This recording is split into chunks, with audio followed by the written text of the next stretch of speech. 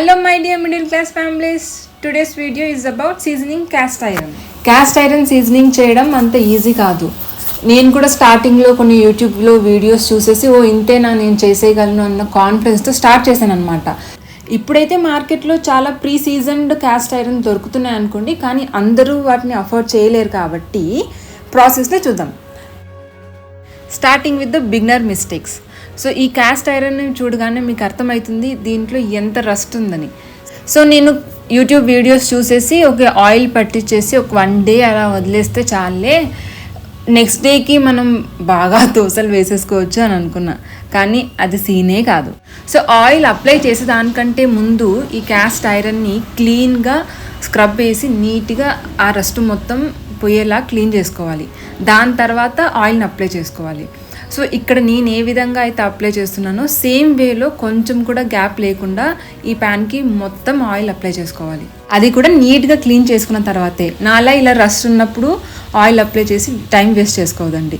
So 1 day తర్వాత నేను అది రియలైజ్ అయ్యి ఇప్పుడు ప్యాన్ని క్లీన్గా నీట్ చేయడానికి స్టార్ట్ చేశాను అనమాట. ప్యాన్ ఎంత నీట్గా ఉండాలంటే ప్యాన్ మీద రస్ట్ అనేది కనిపించకూడదు. కొంచెం లైట్గా ఉన్నా పర్లేదు, ఎందుకంటే సీజనింగ్ ప్రాసెస్ ఇంకా ఉంది, ఇక్కడితో ఎండ్ అవ్వలేదు.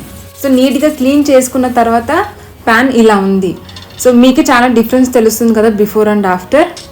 యాక్చువల్ సీజనింగ్ ప్రాసెస్ ఇప్పుడు స్టార్ట్ అయింది. సో ఇలా క్లీన్ చేసుకున్న ప్యాన్ని పొయ్యి మీద పెట్టేసి వాటర్ అన్నీ ఇంకిపోయిన తర్వాత నేను ఈ ప్యాన్ మీద కొంచెం ఆయిల్ వేసి దాంట్లో కట్ చేసిన కొన్ని ఆనియన్స్ వేసి దాన్ని బాగా స్ప్రెడ్ చేశాను అనమాట. సో ఇలా ఆయిల్ని ఆనియన్స్ని ఈ ప్యాన్ మీద రబ్ చేస్తూనే ఉండాలి. 5-10 మినిట్స్ ఇలా చేస్తూనే ఉండాలి. సో అప్పుడు ప్యాన్లో ఉన్న రస్ట్ మొత్తం ఈ ఆనియన్స్కి స్ప్రెడ్ అవుతుంది. సో దీంట్లో ఇంకా ఎంత రస్ట్ ఉందంటే మీకు ఈ ఆనియన్స్ కలర్ చూస్తేనే అర్థమవుతుంది. ఇప్పుడు ఈ ప్యాన్ని నీట్గా క్లీన్ చేసుకొని ఆయిల్ వేసి టిష్యూ పేపర్తో కానీ ఒక క్లాత్తో కానీ ఆయిల్ నీట్గా స్ప్రెడ్ చేసుకోవాలి. సో ఇలా స్ప్రెడ్ చేసిన ప్యాన్ని ఇంకొక నైట్ వదిలేసాను అనమాట. సో నెక్స్ట్ డే మార్నింగ్ నాకు క్యాస్ట్ ఐరన్ రెడీగా ఉంది అని నేను అనుకున్నా. సో దోశలు ప్రిపేర్ చేయడానికి బాగా ఆనియన్ రుద్దేసి దోశలు వేసి రౌండ్గా వచ్చింది అని అనుకున్నా. కానీ యాక్చువల్గా అది తిరిగేయడానికి వెళ్ళినప్పుడు తెలిసింది నా క్యాస్ట్ ఐరన్ ఇంకా రెడీగా లేదని.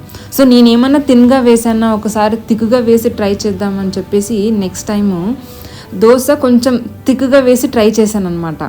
సో వస్తుందేమో అని ఇలా అన్ని వైపులా ఒక్కొక్క డ్రాప్ ఆయిల్ వేసి ఈసారి నీట్గా వస్తుందిలే అని అనుకున్నా.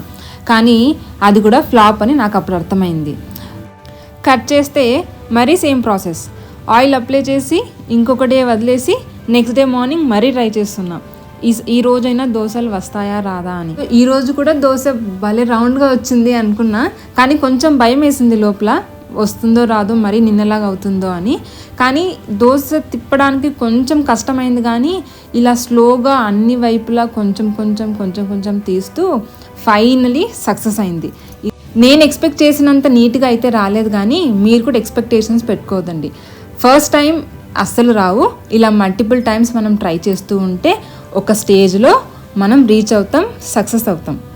సో ఇది నా క్యాస్ట్ ఐరన్ సీజనింగ్ స్టోరీ అనమాట. ఇనిషియల్గా కొంచెం కష్టంగానే ఉన్న now I'm making best dosas on the cast iron. So మీరు కూడా ఈజీగా ఉంటుంది అని నాన్ స్టిక్కి అలవాటు పడిపోకుండా ఇలా క్యాస్ట్ ఐరన్ తెచ్చుకొని ఇనిషియల్గా కొంచెం కష్టమైన ట్రై చేయండి, మీ హెల్త్ని కాపాడుకోండి. సో ఇలాంటి మరికొన్ని స్టోరీస్ అండ్ వీడియోస్ కోసం follow and subscribe to middle class family. Thank you.